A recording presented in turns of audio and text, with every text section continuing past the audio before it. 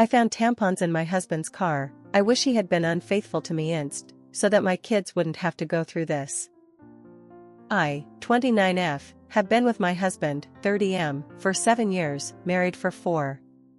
I've never had reason to suspect he was unfaithful to me or even remotely dissatisfied with our marriage. He likes to joke that we're still living the honeymoon phase, nearly 5 years and 2 kids in. I wouldn't have questioned that, or him, were it not for a surprise I found in his car last month. When buckling our daughter into her car seat, I noticed something slotted between the cushions. I pulled it out and saw that it was a tampon. This wouldn't have been so unusual had I not had an IUD that has stopped my period for the past year, and I didn't even recognize the wrapper style. I brought it to my husband's attention, and he didn't seem to understand what it was, let alone why I was holding it, until I told him where I'd found it and why I was almost certain it wasn't mine. He shrugged and said it probably belonged to his coworker, Fiona. It's not uncommon for my husband to carpool to lunch with his coworkers, and we're both fairly close to Fiona and her husband, so I figured it was entirely possible the tampon had slipped out of her purse whenever he had driven with them or offered her a ride. No big deal. I put it out of my mind until we had dinner with Fiona and her husband a couple weeks later. I had sincerely wanted to believe my husband. I just couldn't get over the way it had been tucked in the seat and how my husband had seemed not to have any regard for it whatsoever. Maybe playing dumb. I don't know.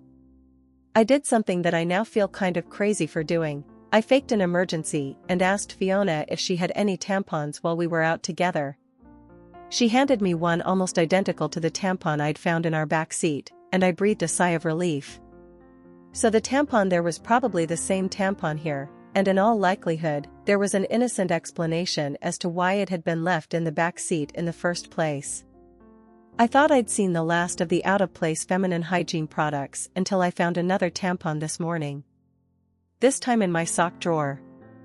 I feel physically ill at the thought of my husband having an affair and even more nauseated at the thought that the woman might have left these tampons out for me to find.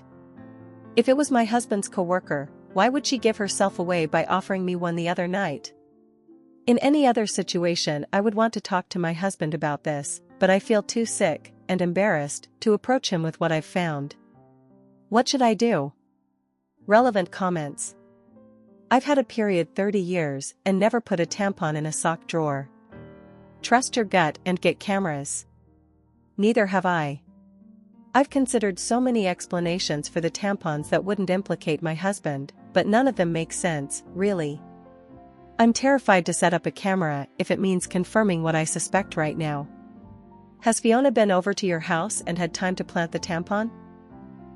She's been to our house many times and vice versa. To my knowledge, she wasn't over any time in the past week, so if she planted that second tampon, she had to have found a window of time when I wasn't home.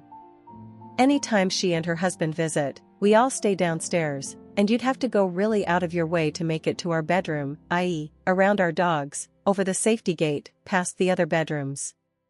Not saying it's impossible, but definitely tricky to do on a quick bathroom break, I would guess. How old are your kids? Could they have found a tampon and put it in a random place? 2 and almost 4.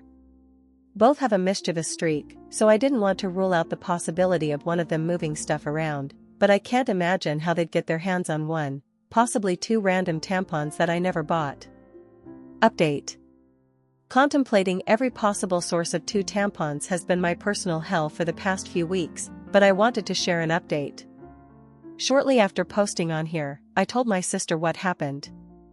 The tampon in the back seat and the sock drawer, my husband's cluelessness, the tampon from Fiona, and all the things I suspected but didn't want to believe. We compared tampons, save for the back seat one I had already discarded, and they were a match, just in different absorbencies. I hadn't left either in a place where my husband or daughters would have found them and moved them around. My daughters didn't know what they were or where they had come from. My sister was convinced it was Fiona, either fucking my husband, fucking with me, or both. Direct confrontation of either party still seemed like a bad idea, so she suggested inviting Fiona and her husband over for our Labor Day barbecue. Unfortunately, they already had plans. My sister and I agreed that it was too soon for cameras without any other evidence, so it was just a waiting game from there. Watching my husband for any changed behavior, there was none, our house for any misplaced/foreign items, there were none, and even the girls for any new friends they might have met. My sister's husband was adamant on this last point, and partly why he was inclined to believe that the tampons were harmless. If anything had been happening in or around our home, he said, it would be nearly impossible to keep it from me and the girls, since my husband was the one taking them to and from daycare and most other activities during the week. I felt a good bit of consolation in that. It wasn't until my younger daughter, 2 years old, came down with something last week that I felt any differently. I wanted to be the one home taking care of her, but my husband insisted that I stay at work while he stayed home with her. I was okay with that. My sister and her husband figured it was a good sign that he would take the time off at a moment's notice, and at that point, we were all already beginning to put the tampon fiasco behind us. By the 3rd or 4th day, I was just happy to see a near-healthy child and a husband who was helping see her through it. Toward the end of that week, though, I came home to something strange. The toddler that I'd left that morning in an old PJ set was now dressed in a onesie I'd never seen before, with a tiny clip in her hair. I can't say I have the sharpest memory, but I have a pretty good sense of what my kids wear on a day-to-day basis, and particularly what kinds of clothes they wear. I'd sworn off the full-length sleep suits with snaps across the front long before we'd ever had our second. The long snaps are just a pain in the ass and a no-go for efficient diaper changes, IMO. It's just not something I would dress her in, and my husband knows as much. He doesn't plan for, or buy, the girls' clothes, and he certainly doesn't accessorize them, so I was bewildered. And kind of floored at the thought of someone around our sick child without my knowledge. I didn't think twice, and I went straight to my husband to ask if anyone had been over to see him or the girls. He seemed confused, like before, and asked me why I would think that it had just been him and the kids all day. I asked him again if someone had so much as stopped by to say hello, and he denied it. He told me to calm down. I might have lashed out and come forward with the accusations right then and there, but our older daughter was in the room, and she sensed something was up. In a calmer voice, I asked him a 3rd time if anyone had been around our children, and my husband swore that the girls hadn't been around anyone but him. He also denied buying new clothes or doing anyone's hair. With our daughter in the room and my emotions all over the place, I decided to leave it. I couldn't make sense of it then, and it hardly seems clearer now, after I'd driven myself half crazy with explanations that aren't adding up. Relevant comments.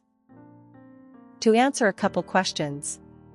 My 2 years old can only string together a couple words at a time, and when I ask her about her time with daddy or her clothes/bow, she answers based on the cues I give her, e.g., who gave you that pretty bow? And she repeats pretty bow back to me, or mama/daddy over and over. My older daughter, almost 4, was at daycare that morning, and she can't recall anything different from that day.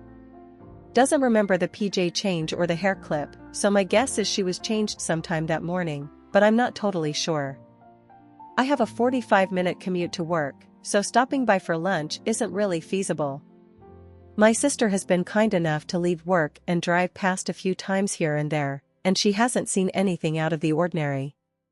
We have a Ring camera at the front door, and I've got the app on my phone with notifs on. Nothing there yet. If anyone has recommendations for more discreet surveillance, I'd be open to it. I'm just the least tech-savvy person and worry another camera will be easy to detect, lol. Edit, and yes, we get our carbon monoxide detectors tested regularly. Is it possible one of the hair clips came from daycare? I could see the hair clip being a possibility, but less likely on the onesie. My younger daughter hadn't been to daycare in days, and if either of them had returned with something like that before I would have noticed, especially since it was the kind of onesie I hate with a passion, lol. People comment that they can't wait to find out the ending to this saga. My money's on the Hollywood horror ending. Hopefully dreamed up the dogs too, so I can finally stop picking up their imaginary shits and whatnot. Final update. After nearly losing my mind over a hair clip and a onesie, I realized I wasn't getting anywhere with the accusations and half-baked guesswork. I'd gotten so absorbed in the paranoia and misery of my situation that I wasn't sleeping, eating, or caring for my kids the way I should have been. And I wasn't getting any answers. So I decided to pull the trigger on the hidden cameras and have them shipped to my sister's house, with my BIL agreeing to help with the install/setup over at mine. Before the cameras were ever delivered, though, I got my long-awaited confirmation last week.